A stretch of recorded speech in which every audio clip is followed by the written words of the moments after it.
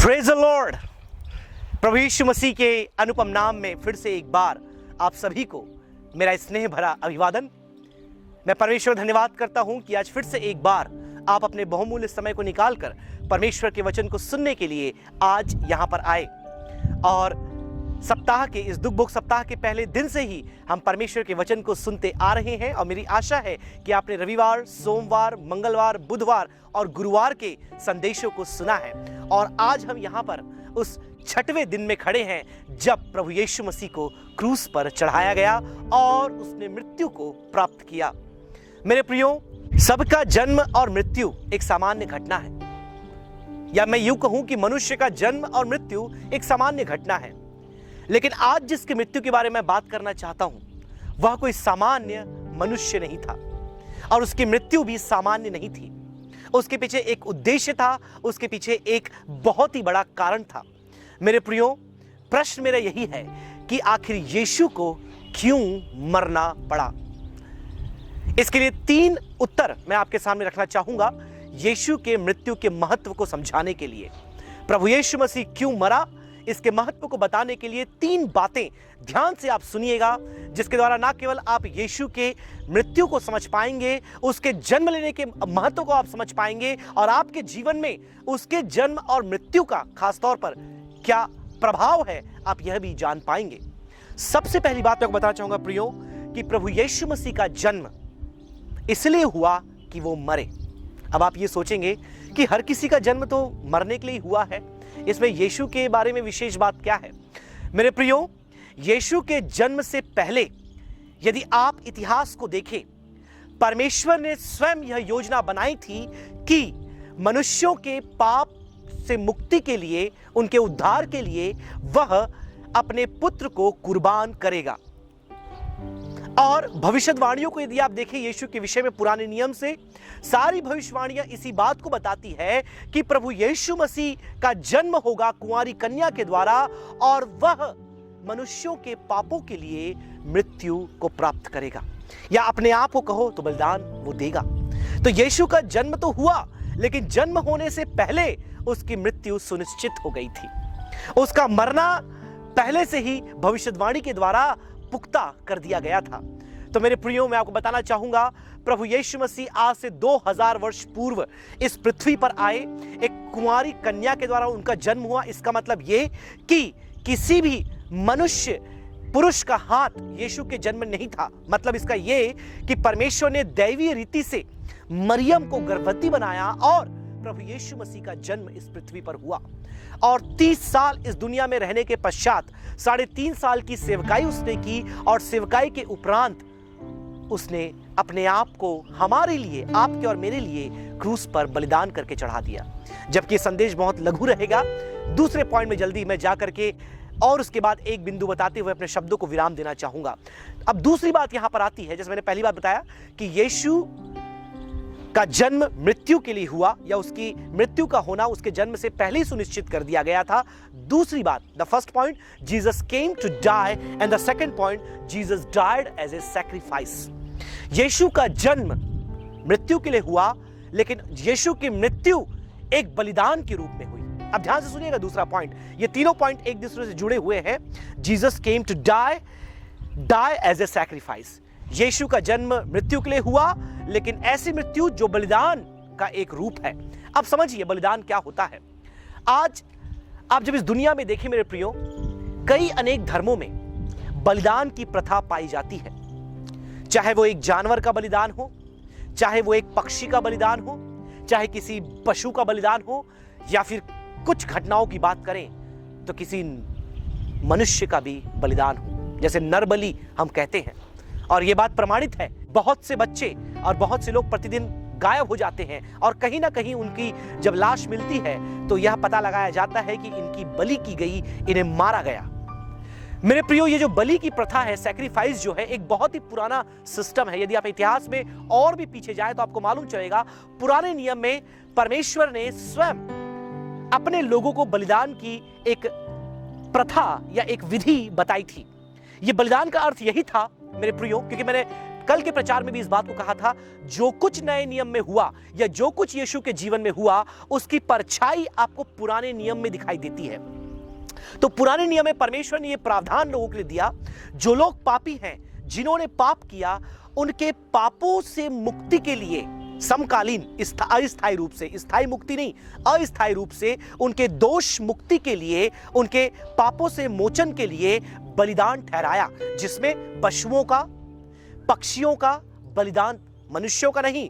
यह बाहर की प्रथा है, बाइबल में कहीं भी मनुष्य या नर बलि के बारे में नहीं लिखा गया है, लेकिन इस दुनिया के लोग नर बलि पर विश्वास करते हैं और आज भी नर बलि कहीं कहीं आपको देखने को मिलती है, मैं ये बता रहा था। लेकिन बाइबल में आप देखेंगे परमेश्वर ने सैक्रिफिशियल सिस्टम को एस्टैब्लिश किया और उस सैक्रिफिशियल सिस्टम के द्वारा मनुष्यों के पाप मोचन का एक माध्यम प्रभु ने निकाला, परमेश्वर ने, यहोवा परमेश्वर ने। लेकिन वो सारी बातें केवल एक परछाई थी। और क्यों ये बलिदान की आवश्यकता थी, मैं आपको बताना चाहता हूं प्रियो, क्योंकि हम मनुष्य होने के नाते अपने विचारों से, अपने होठों से और अपने हाथों से हम गुनाह और पाप करते हैं। आप इस बात को इस दृष्टांत से समझने का प्रयास करें कि जब भी एक व्यक्ति हमारे देश में या किसी भी देश में चोरी करते हुए, झूठ बोलते हुए, किसी पर झूठा आरोप लगाते हुए, किसी की हत्या करते हुए, बलात्कार करते हुए पकड़ा जाता है, राइट, तो क्या होता है, कानून के तहत उस पर कार्रवाई होती है और उसका दोष साबित होने के पश्चात न्यायाधीश के द्वारा उसे दंड घोषित किया जाता है। अब वो दंड 10-15 दिन के कारावास से लेकर के मृत्यु दंड तक भी हो सकता है। और depending on which country you live, it can again vary the intensity of the punishment. कितना कड़क या कितना सख्त दंड मिलना है, देश से देश इस बात में अंतर आप देख सकते हैं। लेकिन सारे दुनिया में आपको यह व्यवस्था मिलेगी कि हर कोई जो गलत करता है उसे न्यायपालिका के द्वारा दंड दिया जाता है, उसे उसका जुर्म करार होने के बाद, साबित होने के बाद उस पर सजा होती है, उसे भुगतना पड़ता है, चाहे वो पैसों की पेनाल्टी हो या फिर कारावास हो। अब मेरे प्रियो, जब यह प्रमाणित है कि हर एक गलत काम करने वालों को उनकी सजा मिलती है, तो अब आप इसे आत्मिक परिवेश में सोचें। यह तो एक भौतिक सांसारिक परिवेश है, आत्मिक परिवेश में सोचें। यह बात तो प्रमाणित है, मैंने पहले की वीडियो में इस बात को कहा है कि इस पूरी दुनिया, इस पूरी कायनात को, इस पूरे प्रपंच को बनाने वाला एक अलौकिक अद्भुत शक्ति है, जिसने सब कुछ जो हम देखते हैं उसे बनाया और सबसे बड़ी बात आपको और मुझे बनाया। तो अब उसने हमें बनाया, तो निश्चित तौर पर हमारी ये जिम्मेदारी है कि हम उसके प्रति जवाबदार रहें, उसके प्रति विश्वास योग्य रहें, उसके प्रति ईमानदार रहें। और जब हम वो ईमानदारी, वफादारी, विश्वास योग्यता को तोड़ देते हैं, हम कानून के कटघरे में आ जाते हैं। निश्चित तौर पर हमारे संविधान और हमारे देश के कानून के कटघरे में नहीं, वरन उस स्वर्गीय अनंत कानून के कटघरे में। तो पुराने नियम में जब भी लोगों ने पाप किया, गलत किया, मेरे प्रियो, परमेश्वर ने उन्हें व्यवस्था के द्वारा दोषी ठहराया और बताया कि तुमने गलत किया है, तुमने पाप किया है, और हर एक प्रकार की गलती के लिए उनके पास अलग अलग बलिदान की व्यवस्था थी। यह परमेश्वर ने स्थापित किया और उस बलिदानों के द्वारा उन्हें दोष मुक्ति प्राप्त होती थी। अब आप ये सोचेंगे कि मैंने तो अपने विचारों से पाप नहीं किया, मैंने अपने होठों से मैंने किसी गाली नहीं दी, मैंने किसी के बारे में गलत नहीं सोचा, मैंने अपने हाथों से कुछ गलत नहीं किया। तो दूसरा क्वेश्चन ये आता है मेरे प्रियो कि मनुष्य का जन्म ही पाप में होता है। अब आप ये सोचेंगे कि ये आप कैसी बात कर रहे हैं, मनुष्य का जन्म पाप में कैसे हो सकता है?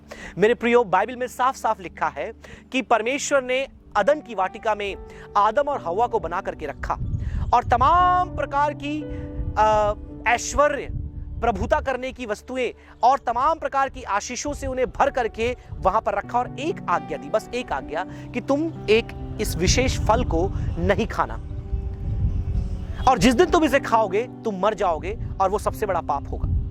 मेरे प्रियो, मनुष्य ने, आदम और हव्वा ने परमेश्वर की आज्ञा का उल्लंघन किया और उन्होंने उस फल को खाया। उस फल को खाने के द्वारा पाप उनके अंदर आया, और जबकि हम सभी उनकी संतान है तो वो पाप उनके द्वारा से हमारे जीवन में भी आ गया। तो आप समझिए, there are two kinds of sin, एक ओरिजिनल सिन है और एक प्रैक्टिकल सिन है।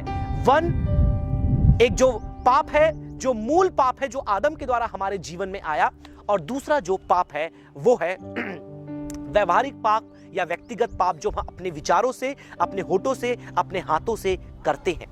अब आप सोचिए एक पल के लिए मेरे प्रियो कि जब हम इस संसार में जब कोई चोरी करते हैं, झूठ बोलते हैं, धोखा देते हैं या किसी के खिलाफ अपने हाथों के द्वारा हम गलत काम करते हैं, तो इस देश का कानून हमें नहीं छोड़ता।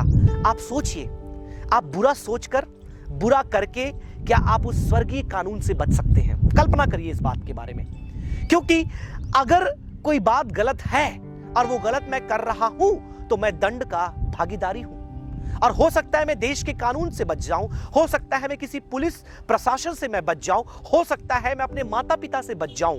लेकिन आप सोचिए, वो जिसने सारी कायनात को बनाया है, पूरे प्रपंच की जिसने सृष्टि की है, क्या उसकी आंखों से आप और मैं बच सकते हैं? और बाइबल में यह लिखा है, रोमियो के पत्री में आप पढ़ेंगे 2 अध्याय में, परमेश्वर में हमारे मनों में व्यवस्था दी है। एक व्यवस्था जो परमेश्वर ने इजराइलियों को दिया था, एक व्यवस्था परमेश्वर ने मनुष्य के दिलों में रखा है। वो व्यवस्था क्या है? जब भी आप गलत करते हैं, आपका हृदय, आपका मन, आपका विवेक आपको कचोटता है कि मैंने कुछ गलत किया है, मैंने कुछ पाप किया है, मैंने कुछ बुराई की है, और आपके अंदर से वो विवेक आपको बताता है कि अब आपको माफी की आवश्यकता है, आपको दोष मुक्ति की आवश्यकता है, आपके पाप के मोचन की आपको जरूरत है। इसीलिए मेरे प्रियो, यह बलिदान की व्यवस्था परमेश्वर ने दी। अब ध्यान से सुनिए, परमेश्वर ने जो कुछ पुराने नियम में दिया था वो एक परछाई थी, मैंने आपसे कहा था। इसीलिए इन जानवरों के द्वारा, क्योंकि जैसे कि गलातियों की पत्री 3 अध्याय में लिखा है कि व्यवस्था एक ट्यूटर थी, मतलब व्यवस्था एक शिक्षक थी जिसने उस उद्धारक की ओर लोगों को इशारा किया और अगुवाई की। उस व्यवस्था की ओर, जो व्यवस्था है, उसने उस मसीह की ओर लोगों को इशारा किया और अगुवाई की और बताया कि तुम्हारा ये जो बलिदान है ना, ये सीमित है। कोई भी जानवर तुम्हारे पापों की मुक्ति तुम्हें नहीं दे सकता। आज भी कई लोग जानवर बलि और जैसे मैंने आपसे कहा पक्षी बलि और नर बलि भी चढ़ाते हैं, लेकिन याद रखें, ये जानवर, पक्षी और नर, ये तीनों के तीनों ही अपने आप में अस्थायी हैं। इनका जो बलिदान है वो लोगों को पूर्णतः पापों से मुक्त नहीं कर सकता, ये टेम्पररी है। और ये बात लिखी थी पुराने नियम में कि परमेश्वर को ना तुम्हारी बलि में इंटरेस्ट है, ना तुम्हारे सैक्रिफाइस में इंटरेस्ट है, ना तुम्हारे बकरों और मेढ़ों के उस लहू में परमेश्वर को दिलचस्पी है, क्योंकि परमेश्वर ने यह परछाई के रूप में दिया था लोगों के मन और उनके प्राण को तैयार करने के लिए कि एक दिन मैं अपना बेटा, अपना पुत्र तुम्हें एक स्थायी बलिदान के रूप में दूंगा, जो प्रभु यीशु मसीह इस दुनिया में जन्म लेगा और बलिदान के रूप में तुम्हारे लिए मृत्यु को प्राप्त करेगा। तो मेरे प्रियो, पहला पॉइंट मैंने आपको बताया था कि जीसस केम टू डाई, यीशु मरने के लिए इस पृथ्वी पर आया। दूसरा पॉइंट मैंने आपको बताया, Jesus came to die as a sacrifice, Yeshu मरने के लिए आया वरन एक बलिदान के रूप में। और बलिदान कौन सा है? सिद्ध बलिदान। क्योंकि मैं बता रहा हूं सिद्ध बलिदान क्यों मेरे प्रियो, क्योंकि कभी भी इस दुनिया में कोई भी अंधा व्यक्ति एक दूसरे अंधे व्यक्ति को रास्ता नहीं दिखा सकता। जरूरी है कि उसके पास आंख हो। आज दुनिया में मनुष्य अपने प्रयासों के द्वारा कई हथकंडे अपनाते हुए यह प्रयास कर रहा है कि वो अपने आप को पाप से मुक्त करे। मुझे आज भी याद आता है जब हम छोटे छोटे बच्चे थे, लोग अपने पापों से दोष मुक्त होने के लिए, अपने उस विवेक को शुद्ध करने के लिए अपने गालों में सांग गुबवाते थे, रॉड, एक मोटा लोहे का रॉड गुबवाते थे। कई लोग कड़क धूप में जमीन पर लेटते हुए अपने उस पवित्र स्थान में जाते थे। कई लोग कई दिनों तक खाना नहीं खाते थे। कई लोग अपने शरीर को प्रताड़ित करते थे, उन जंजीरों से, उन लोहे से, ब्लेड से, तलवार से अपने शरीर को प्रताड़ित करते थे, अपने आप को मारते थे, खून निकालते थे अलग अलग प्रकार से। ये सारी वेदना क्यों? ये सब कुछ क्यों? उस परमेश्वर को खुश करने के लिए, उस परमेश्वर को प्रसन्न करने के लिए, उस ईश्वर को जिसने हम सबको बनाया, उसे कहीं ना कहीं हम खुश और प्रसन्न और अपने पापों से मुक्ति के लिए उससे मार्ग की तलाश हम करते। कहीं मैं ऐसा कुछ कर दूं कि मेरे पाप से मुझे मुक्ति मिल जाए, कहीं मैं ऐसा कुछ कर दूं कि अपने रोगों से मुझे मुक्ति मिल जाए, मैं किसी ऐसे एक पवित्र स्थल में चले जाऊं, कहीं पर ऐसा यात्रा कर लूं, कहीं पर जाकर मैं नहा लूं, कहीं पर जाकर मैं छू लूं, कहीं पर जाकर मैं किसी चीज को चूम लूं, कहीं पे जाकर मैं किसी चीज को देख लूं और मेरे पाप क्या हो जाए, मिट जाएं, धुल जाएं, मेरे दोष मुक्त हो जाऊं। मेरे प्रियो, मनुष्य के दिल की ये जो प्यास है, ये जो भूख है, ये जो तड़प है, यही इस बात का प्रमाण है कि मेरे प्रियो, हम अपने आप में पापी हैं, हम अपने आप में दोषी हैं। हमने अपने होठों से, अपने विचारों से, अपने हाथों से गलत किया है। बाइबल में तो ये लिखा है प्रियो, यदि तुमने अपने मन में किसी स्त्री के लिए या किसी स्त्री ने किसी पुरुष के लिए बुरा विचार लाया, आपने कोई बुरा नहीं किया, आपने बुरा नहीं देखा, केवल आपने विचार ही लाया, तो तुमने पाप कर दिया। आपने किसी की हत्या नहीं की, लेकिन अपने मन में अपने भाई और बहन के प्रति आपने क्रोध किया, आपने ईर्ष्या किया, आपने बैर किया, आपने द्वेष किया, आपने पाप कर दिया। क्योंकि हत्या करूंगा तो कोर्ट मुझे लेकर के जाएगा, क्योंकि प्रमाणित होगा। लेकिन यदि अपने मन में मैं विचार करूं तो कोर्ट मुझे नहीं देख सकता, लेकिन उस स्वर्ग का परमेश्वर, वो जो स्वर्ग में बैठा है, वो मेरे दिल को देख सकता है कि मैंने क्रोध किया, मैंने ईर्ष्या किया, मैंने लालच किया, मैंने व्यभिचार किया और मैंने पाप कर दिया। मेरे प्रियो, और यही दोष का भाव, यही गिल्ट एक इंसान को चैन से जीने नहीं देता। यही गिल्ट एक इंसान को चैन की नींद लेने नहीं देता, उसे तड़पाता है, उसे बेबस करता है और बोलता है कि तू जा, इस दोष से मुक्त होने के लिए कोई मार्ग ढूंढ। और इंसान ने अपने विचारों से कई मार्ग निकाल लिए। लेकिन याद रखें मेरे प्रियो, हर जगह आप देखते हैं जहां मनुष्य परमेश्वर की ओर जाने का प्रयास कर रहा है, लेकिन जब आप यीशु के पास आते हैं मेरे प्रियो, आपको परमेश्वर के पास जाने की जरूरत नहीं है। यीशु जो स्वयं परमेश्वर था, परमेश्वर का पुत्र था, वो आपके पास आता है और आपके लिए बलिदान देता है। यही तो खूबसूरती है, यही तो परमेश्वर का उपाय है, यही तो परमेश्वर का अनुग्रह है कि आप अपने कामों से, अपने प्रयासों से, अपने बलिदान से नहीं, वरन उसके प्रयोजन से, उसके उस मार्ग से, उसके उस प्रबंधन से उद्धार को पाते हैं। क्योंकि उसकी जो मृत्यु है वह एक बलिदान है। याद रखिए, बलिदान है। और वो बलिदान मेरे प्रियो, मैं वही कहना चाहता हूं आपसे, आज इंसान उस परमेश्वर को खुश करने के लिए कई प्रयास करता है। क्यों ये प्रयास करता है? कहीं ना कहीं वो अपने पापों के उस बोझ से दबा हुआ है, अपने उन गलतियों के बोझ से वो दबा हुआ है और वो प्रताड़ित है और वो उनसे मुक्त होना चाहता है, लेकिन वो नहीं हो सकता, वो नहीं कर सकता। क्योंकि मनुष्य, मैंने कहा, एक अंधा अंधे को रास्ता नहीं दिखा सकता। जिस प्रकार से पुराने नियम में अगर एक जानवर में या पक्षी में दोष है तो उसे मंदिर में स्वीकार नहीं किया जाता था। मेरे प्रियो, हम खुद पापी हैं, तो हम अपने हाथों से अपने लिए रास्ता कैसे निकाल सकते हैं? एक जानवर अपने आप में खुद सीमित है, अस्थाई है, वो आपके लिए उद्धार कैसे दे सकता है? एक दूसरा गुरु या अगुआ आपके लिए उद्धारक कैसे बन सकता है? क्योंकि वो सब पाप में जन्म लिया। मैंने आपको कहा, हर एक मनुष्य पापी है। इसीलिए तो प्रभु यीशु मसीह को स्वर्ग से पृथ्वी पर आना पड़ा और एक कुंवारी कन्या जन्म लिया, ताकि उसके जीवन में वो पाप ना आए जो पाप आपके और मेरे जीवन में है। इसलिए कुंवारी कन्या जन्म लिया और इसलिए वो निर्दोष और निष्कलंक परमेश्वर का मेमना है, बलिदान है, और इसीलिए उसका मरना हमारे लिए सिद्ध बलिदान है, जिसके पर विश्वास करके हम उद्धार को पा सकते हैं।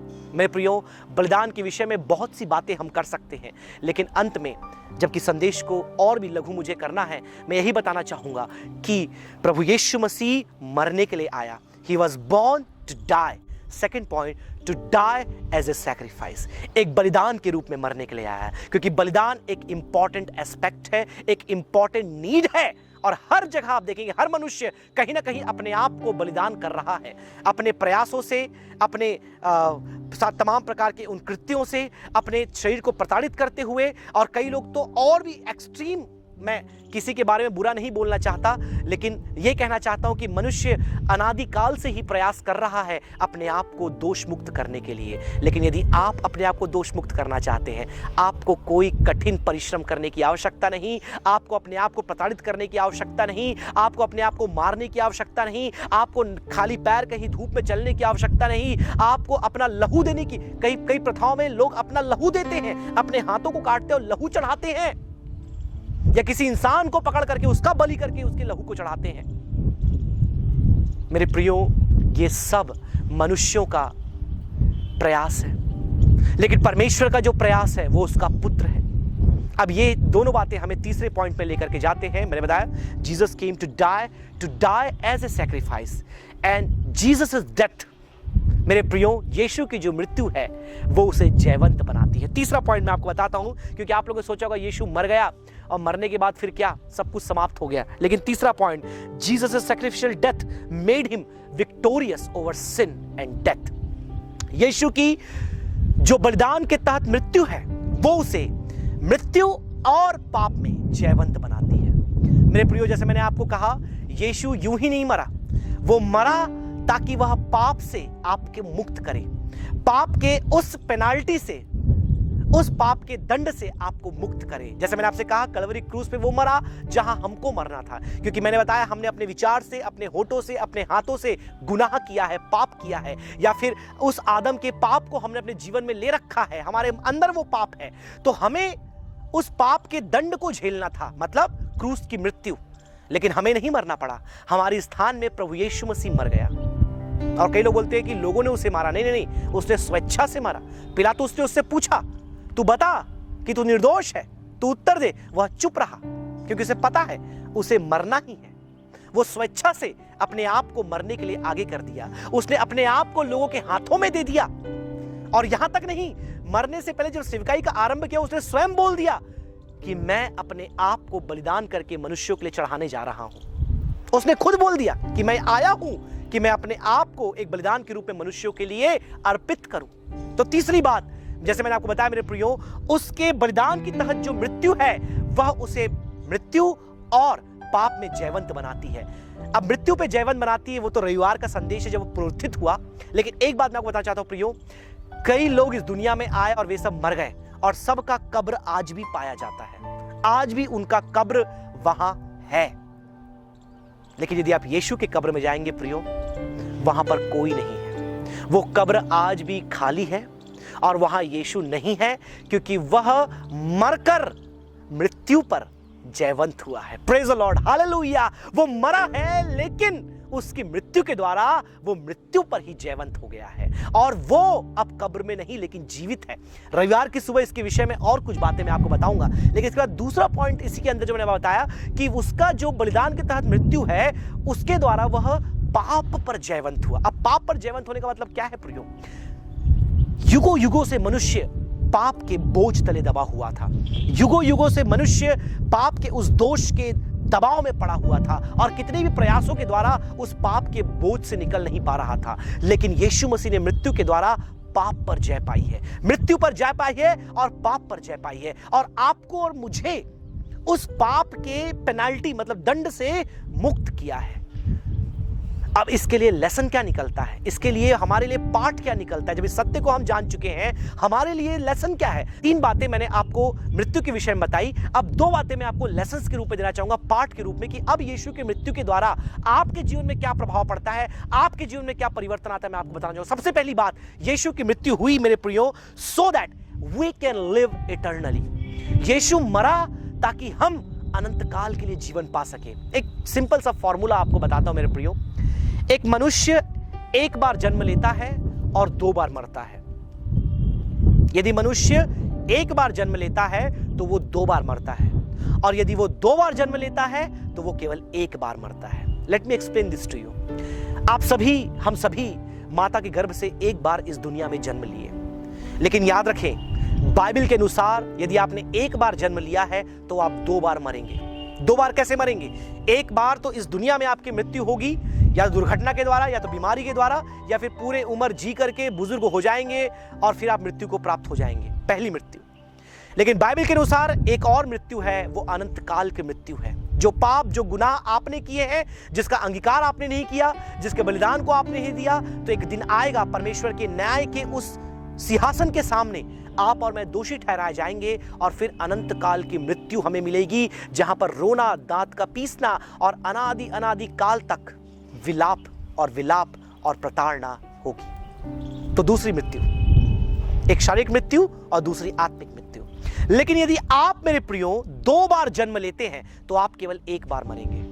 अब आप सोचेंगे कि 2 बार कैसे जन्म ले सकते हैं? हम सब तो एक ही बार जन्म लेते हैं, माता के गर्भ से हम सबने जन्म लिया। लेकिन दूसरा जन्म मेरे प्रियो कहलाता है नया जन्म, बॉर्न अगेन एक्सपीरियंस। इसका मतलब है प्रभु यीशु मसीह पर विश्वास करके अपने पापों से फिर करके, पानी का बपतिस्मा लेकर के, पवित्र आत्मा की अगुवाई में चल करके, नया जन्म पाने के द्वारा आप दूसरी मृत्यु से बच सकते हैं। दूसरी मृत्यु कौन सी? वो जो अनंत काल के नरक का जीवन, आग का जीवन है, आप उससे बच सकते हैं। केवल एक मृत्यु का सामना वो करना पड़ेगा जो हम सबको करना है एक दिन, और यदि यीशु आ जाते हैं तो वो मृत्यु भी आपको देखनी नहीं पड़ेगी। सीधा आपका शरीर रूपांतरित हो जाएगा और आप स्वर्ग में परमेश्वर के साथ रहेंगे। तो चुनाव आपका है। क्या आप 2 जन्म और 1 मृत्यु चाहते हैं, या फिर 1 जन्म और 2 मृत्यु चाहते हैं? चुनाव आपके सामने मेरे प्रियो। तो मैं आपको जैसे बताया, पाठ हमारे लिए, पहला पाठ मैंने आपको बताया, यीशु मरा ताकि हम अनंत काल तक जीवित रहें। अगर वो नहीं मरता तो अनंत काल तक हम जीवित नहीं रहते, क्योंकि हमारे लिए अपनी मृत्यु के द्वारा उसने द्वार खोला, क्योंकि मृत्यु पर उसने जय पाया। तो हम भी मरकर उस मृत्यु पर जय पा सकते हैं, और यीशु के समान हम भी अविनाशी स्वर्गीय स्थानों में जीवित रह सकते हैं। सेकंड पॉइंट जो बहुत इंपॉर्टेंट है, इस पूरे प्रचार का सबसे इंपॉर्टेंट पॉइंट यही है, सेकंड लेसन या सेकंड पार्ट हमारे लिए है, Jesus died so that we can live victoriously. Yeshu मरा ताकि हम जयवंत का जीवन जी सके। अब जयवंत का जीवन क्या है? जैसे मैंने आपको पहले बताया, मनुष्य प्रयासों के पर प्रयास करते जा रहा है पापमय जीवन से बाहर निकलने के लिए, लेकिन वो निकल नहीं पा रहा। लेकिन यीशु मरा ताकि हम पाप की शक्ति से, ना केवल पाप के दंड से, वरन पाप की शक्ति से हम आजाद हो सके। मेरे प्रियो, बाइबल में यह लिखा है, रोमियो की पत्री 8वां अध्याय यदि पढ़ेंगे, वहां लिखा है, जितने लोग आत्मा के चलाए चलते हैं अब उन पर दंड की आज्ञा नहीं। और आगे लिखा हुआ है, जो आत्मा के चलाए चलते हैं वो शरीर की अभिलाषाओं को पूरा नहीं करते। मतलब इसका क्या है कि आप आज, कल नहीं, कल तो आप विक्टोरियसली जिएंगे, स्वर्ग जाएंगे, परमेश्वर के साथ राज्य करेंगे, बहुत अच्छी बात है। लेकिन आप आज इस वक्त यीशु पर विश्वास करके उसकी मृत्यु के कारण आप पाप पर जयवंत जीवन जी सकते हैं। आप आज पाप के ऊपर विक्टोरियस हो सकते हैं, पाप की अभिलाषाओं के ऊपर, पाप के आकर्षण के ऊपर, पाप के प्रभाव के ऊपर आप जयवंत हो सकते हैं। किसके द्वारा? पवित्र आत्मा के चलाए चलने के द्वारा, उसके वचन के चलाए चलने के द्वारा, उसकी आत्मा के अगुवाई में चलने के द्वारा। मेरे प्रियो, आप आज जयवंत का जीवन जी सकते हैं, ना केवल मृत्यु पर जो भविष्य में होने वाला है, लेकिन आज आपके व्यवहारिक जीवन में आप जयवंत का जीवन व्यतीत कर सकते हैं। प्रियो, अब सारी बातों को समायोजित करते हुए निष्कर्ष में देना चाहूंगा। कुल मिलाकर हमने 5 बातें सीखी। 5 में से 3 बातें मृत्यु के विषय में और 2 बातें उस मृत्यु के लाभ के विषय में हमने देखा। पहली बात, जीसस केम टू डाई, यीशु इस पृथ्वी पर आया कि वो मरे। दूसरी बात, उसकी मृत्यु एक बलिदान थी। The Jesus death was sacrifice, और वो हमारे लिए था वो बलिदान। तीसरी बात मैंने आपको बताई मेरे प्रियो कि यीशु की जो मृत्यु थी वह उसे मृत्यु और पाप में जयवंत बनाती है। और इन 3 सत्यों के द्वारा हमारे जीवन में 2 लाभ हमें मिलते हैं, 2 प्रभाव हमारे जीवन में पड़ता है। पहला प्रभाव, Jesus died so that we can live eternally, Yeshu मरा ताकि हम अनंत काल का जीवन प्राप्त कर सके। दूसरी बात, यीशु मरा ताकि हम आज जयवंत का जीवन जी सके। और जय किस पर? जय किन बातों पर? जय शैतान और पाप के ऊपर। जब भी शैतान आपको अभिलाषा में डालता है, परीक्षा में डालता है, आप उसके वचन के द्वारा, आप पवित्र आत्मा के द्वारा उस शैतान को झिड़क सकते हैं। जब पाप आपके द्वार पर दस्तक देता है, जब अभिलाषाएं आपके मार्ग में आती है, आप उसके वचन के द्वारा, आप यीशु की मृत्युंजय की सामर्थ्य के द्वारा, आप पवित्र आत्मा की अगुवाई के द्वारा उस पाप के ऊपर जय पा सकते हैं। तो मसीह जीवन केवल स्वर्ग में एक विश्राम, आराम, जयवंत का जीवन जीने का नहीं है। The Christian life is about living victoriously today. आज वो जयवंत का जीवन आप जी सकते हैं। And you know why? Because Jesus died for you. Yeshu आपके लिए मरा, इसलिए आप आज जयवंत का जीवन जी सकते हैं। इस संदेश के द्वारा प्रभु आपको बहुतायत से आशीषें देने पाए। कल फिर से एक बार शनिवार के संदेश के लिए आप हमारे साथ जुड़ जाएं। Once again thank you so much for your valuable time. प्रभु आप सबों को बहुतायत से आशीष दे। जय मसीह की।